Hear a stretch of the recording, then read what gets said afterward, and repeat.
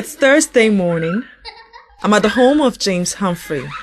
15-year-old James and his siblings are not in school today. Their mother, Esther, is sick again. She's also HIV positive. Because she's sick, James has to stay at home and take care of Esther.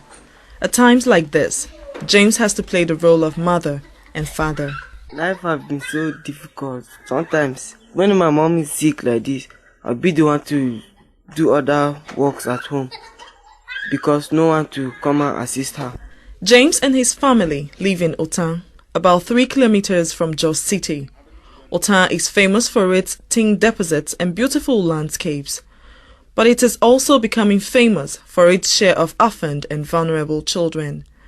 James Humphrey and his siblings are part of the long list of OVCs in the city. Like James, many children are forced to care for their sick parents and missing school instead.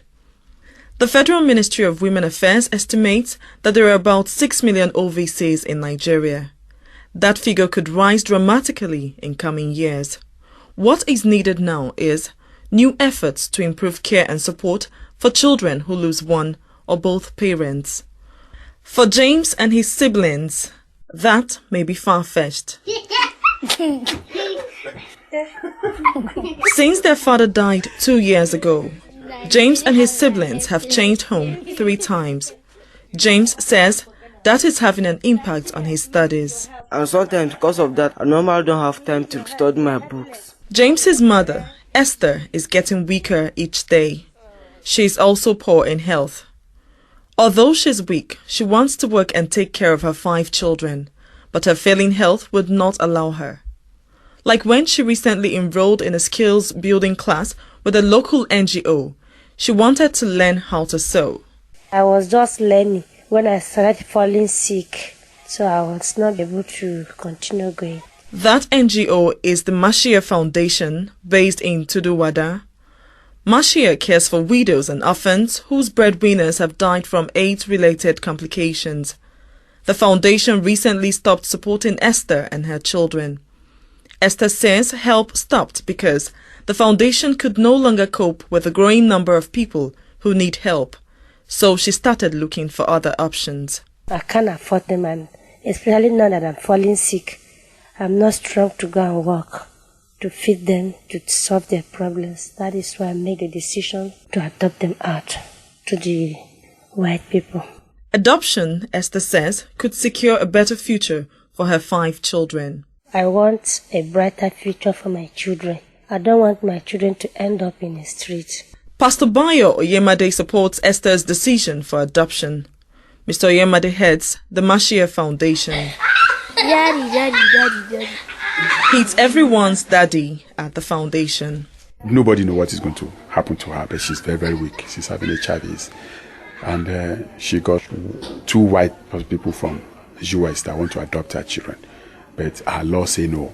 This lady is living with her children, and the lady kept on saying, what is going to happen to my children when I die? Pastor Bayo is talking about 2 American families who have offered to adopt 3 of her children. But the country's Child Rights Act on adoption is blocking the process. The law passed 3 years ago forbids child adoption beyond local government boundaries.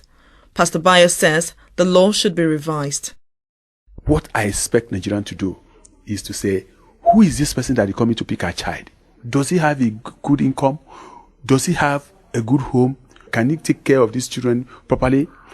I mean, we must put in down our law that if these children go to US, these children must go to school. We might say our children must go to university level.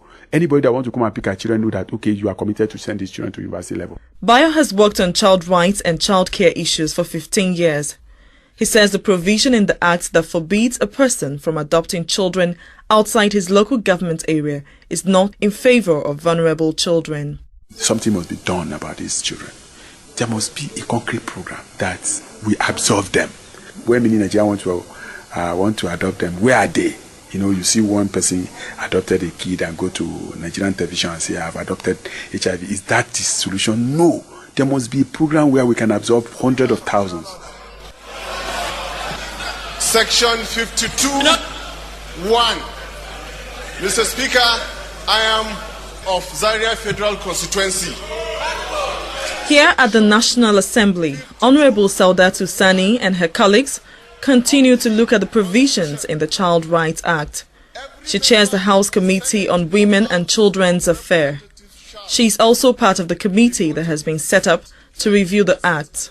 If you look at adoption, the law says that you cannot adopt a child from Abuja to Kaduna, which is just 2 hours drive. However, we are going to put a committee which will look at the request on the amendment and then look at it to the benefit of the child, not to the detriment of the child. Honorable Saudatu Sani admits the act needs to be reformed to include OVCs. As far as the children with HIV/AIDS or orphaned by HIV/AIDS are concerned, the law itself does not take care of them. That's why we said when laws are made, these are laws made by human beings, so there are bound to be gaps. And because of that gap, we are considering some amendments of the Child Rights Act. And until that is done, children like James can do nothing but hope.